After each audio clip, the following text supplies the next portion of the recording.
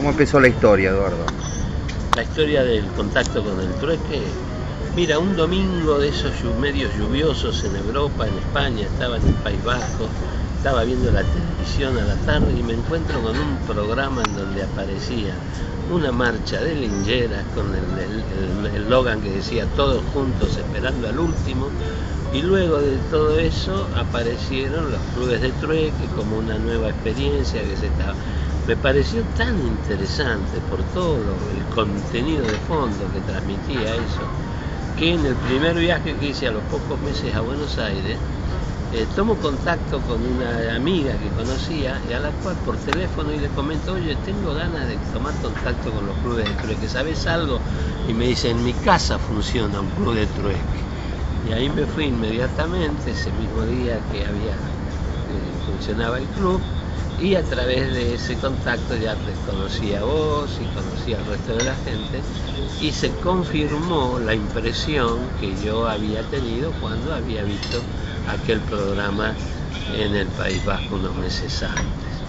A partir de ese momento me pareció tan interesante por los efectos sociales que podía tener, no solamente sociales, sino también personales, porque el trueque, aunque no es una terapia, tiene efectos terapéuticos. Y entonces, cuando vuelvo al País Vasco, en abril del 97, abro en Sarao, Guipúzcoa, el primer club de trueque de la red global en Europa. A partir de ese momento comenzaron a recibirse llamadas, mucho interés de gente de diferentes partes del Estado, y bueno, comenzamos a trabajar, a enviar información. Teníamos que poner dinero de nuestro bolsillo, porque las cartas, los sellos, las fotocopias, bueno, ¿qué te voy a decir a vos? Que sabes perfectamente. Y bueno, y fuimos invirtiendo, puse hasta el teléfono de mi consulta como trueque, que después casi me cuesta la separación con mi mujer, porque llamaban después, por la diferencia horaria, llamaban hasta de Mongolia, de Venezuela, y claro, que te suena el teléfono a las 3, 4 de la mañana, es un sustazo, ¿viste? Bueno, después ya lo cambié y fueron surgiendo clubes de trueque en Logroño, en Pamplona, en Vitoria, en Tenerife, en Las Palmas, en Oviedo, lo abrí yo también. Y luego yo en ese entonces estaba haciendo un posgrado en Relaciones Internacionales y Conflicto en la Universidad de Lejona, en Bilbao, en el Departamento de Relaciones Internacionales y Ciencia Política, y me ofrecieron dar unos seminarios para el Máster en Cooperación Internacional y Desarrollo. Y entonces di 3 seminarios en la universidad a gente que muchos de ellos estaban trabajando en el terreno, en Bangladesh, en Nicaragua, en diferentes partes. También dentro de las prácticas del posgrado hicimos viajes a las instituciones de la Unión Europea, y recuerdo que estuve hablando en un momento dado en unas conferencias sobre el trueque en el Banco Central Europeo, en Frankfurt. A lo cual me sorprendió mucho, porque el personaje, que era un español que estaba dando la conferencia, dijo: usted está hablando de los clubes de trueque de Argentina, ¿verdad? Y le digo: sí, pues eso es sumamente interesante. Lo que pasa es que usted comprenderá que nosotros vamos por otro lado. Estuvo muy bien.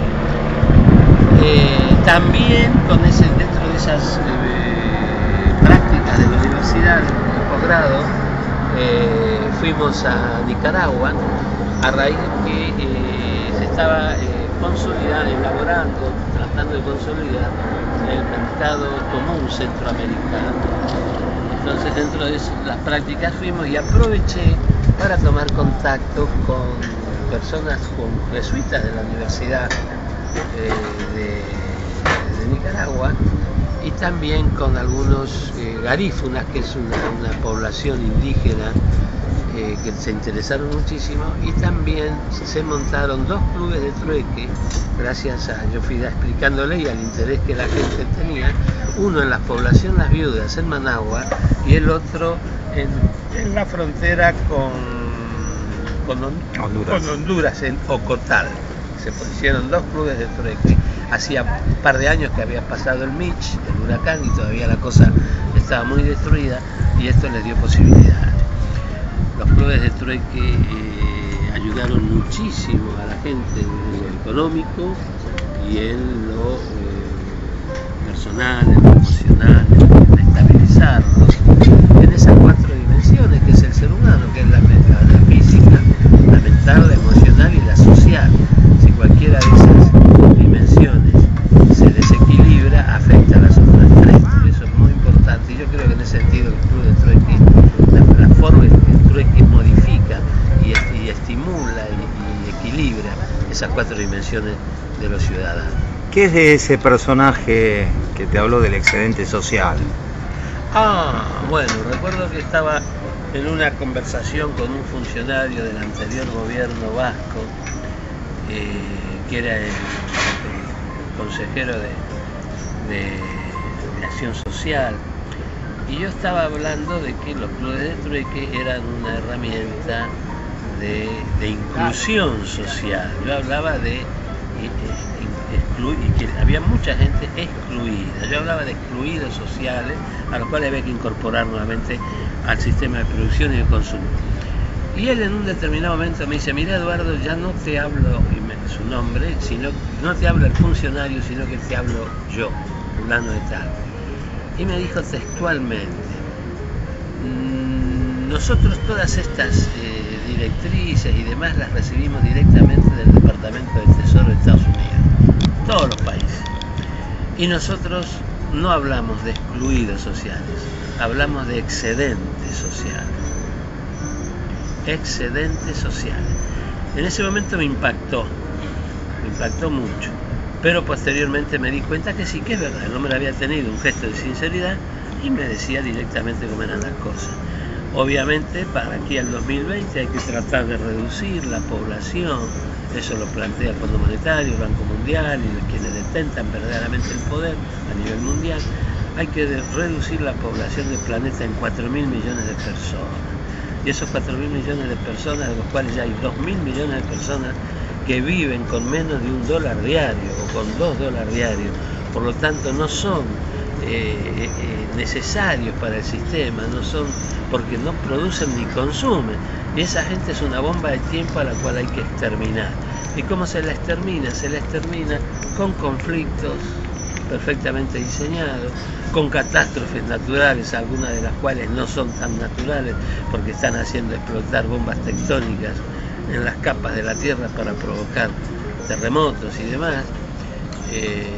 Se sospecha que algunos tsunamis pueden estar perfectamente provocados, o no se ha hecho la prevención que se podría haber hecho para generar los conflictos, las enfermedades, las epidemias. Y verdaderamente, ¿por qué? Porque los problemas que puede tener el capitalismo en el siglo XXI, si no se reduce el nivel de crecimiento de la población mundial, va a ser grave para ellos.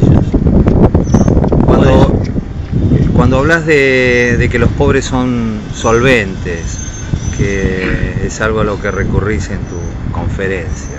Y sí, esa es una idea que yo la aprendí de la observación y de la práctica del trueque. Es decir, los pobres saben hacer cosas, pueden producir, y esa capacidad productiva está ociosa porque el sistema no se las aprovecha.